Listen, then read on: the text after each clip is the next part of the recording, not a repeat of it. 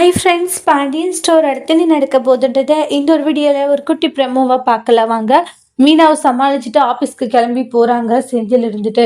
ஆனால் செந்தில் வந்து ஒரு மாதிரி ரொம்பவே டென்ஷனாக தான் இருப்பாங்க. ஐயோ மீனா கண்டுபிடிச்சிருப்பாளான்னு சொல்லிட்டு.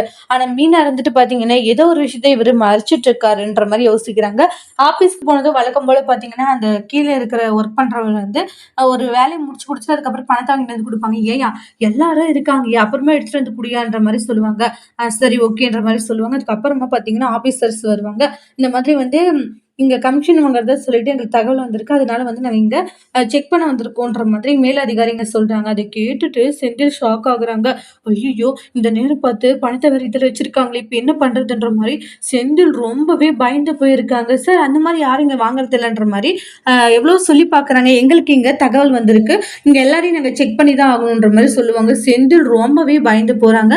செந்தில் அடுத்து அவங்களுடைய கபோர்ட்ல இருக்கிற அந்த பணத்த என்ன செய்ய போறாங்கன்றத நெக்ஸ்ட் வீடியோல பார்க்கலாம். Thank you.